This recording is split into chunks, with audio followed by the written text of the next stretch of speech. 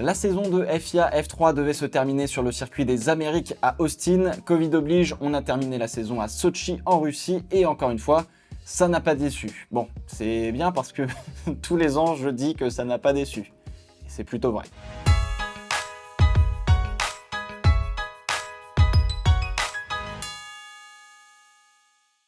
Cette année, nouveauté pour la F2 et la F3, 3 courses dans le même week-end, donc autant vous dire que les pilotes avaient du roulage, tout cela afin de minimiser les coûts et les déplacements.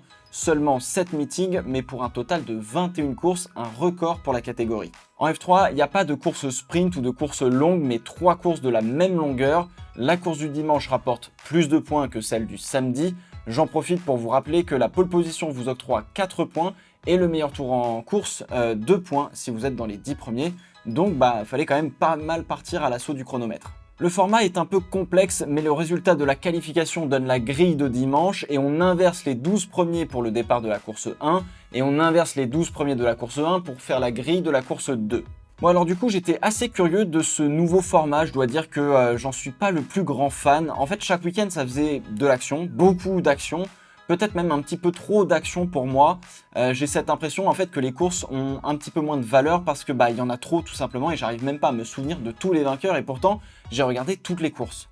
Alors sportivement parlant, ça a été vraiment dur pour les pilotes et les meilleurs sont ceux qui sont quasiment toujours restés dans le top 10 pour avoir une chance au championnat.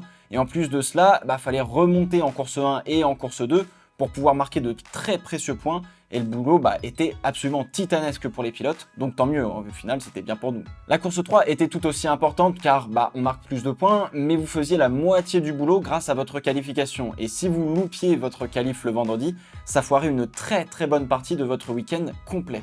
Au final, la qualif était la séance qu'il ne fallait pas louper pour se faciliter la vie pendant la course 1, la course 2 et la course 3. Si vous faisiez P13 ou même un petit peu moins bien, c'était quand même très très compliqué pour le reste du week-end. Mais dans l'ensemble, le spectacle a été au rendez-vous. On a eu des courses très serrées avec des rebondissements, j'en retiens 2. La course 1 en Autriche qui avait des allures de course sur ovale, tellement on a eu de changements de leader chaque tour quasiment, avec de l'aspiration, du DRS. Et la course 2 en France avec un podium de Victor Martins. En plus, moi je l'ai vécu en vrai, donc franchement, c'était cool, c'était bien cool. Denis Hauger a été de très loin le plus impressionnant. Il a été régulier, n'a commis probablement qu'une seule erreur, on va dire, à Zandvoort, où il a fait un move un petit peu optimiste sur Victor Martins en course 2. Il a loupé seulement 4 fois les points et à pas grand chose dans l'ensemble. C'est vous dire la régularité du pilote norvégien. Le pilote norvégien a une intelligence de course et une réflexion sur ses attaques qui sont tout simplement au-dessus du lot sur cette saison. Il construit bien tous ses dépassements, il est patient, il a beaucoup de confiance dans sa machine. Bref, ça a gagné 4 fois, donc 3 en course longue. 2 fois, il a pris la pole, le meilleur tour et la victoire, donc il a fait le grand chelem et il a pris 9 podiums. Aucune surprise sur le fait que ce soit le champion de cette année et largement, il a bien appris de l'année dernière. Maintenant, on l'attend impatiemment en F2. Et Helmut Marko va s'en occuper. Jack Doohan a été de mon côté plutôt une bonne surprise. Je ne m'attendais pas à ce qu'il performe aussi bien, mais sa saison a été ponctuée par quelques irrégularités. 6 fois en dehors des points, 26 points de retard sur l'intouchable Denis Hauger.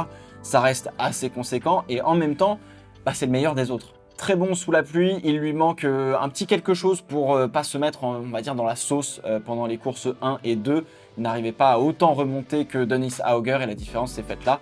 Mais il est quand même champion avec Trident, puisque Trident a été champion face à Prema et Hart. Clément Novalak est une très très bonne surprise, le coéquipier de Jack Doohan. On connaissait déjà sa vitesse l'année dernière, il lui manquait encore un petit peu de régularité pour aller chercher le titre. Mais honnêtement, il n'a pas à rougir de sa saison. 6 podiums tout de même, ça a bien roulé.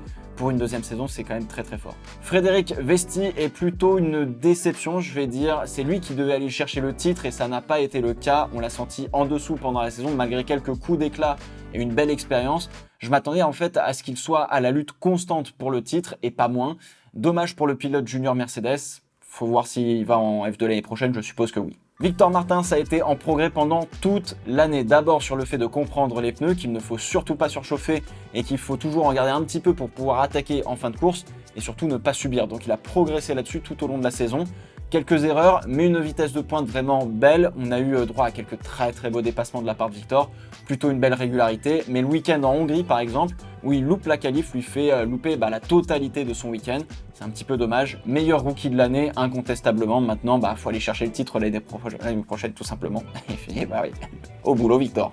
Il faut scroller un peu dans le classement pour trouver Arthur Leclerc et c'est horrible tant le Monégasque est probablement celui qui a gagné le plus de places dans l'entièreté du championnat. Il nous a fait remontada sur remontada le petit Arturo, dépassement sur dépassement avec un style assez agressif, parfois un petit peu trop, mais Dieu que c'était beau à voir. 2 victoires, 1 pole, c'est quand même bien, mais forcément il y a eu pas mal d'irrégularités. David Schumacher, il y a eu du mieux, mais c'est pas encore ça et il a eu du mal, on va dire, dans l'ensemble à concrétiser.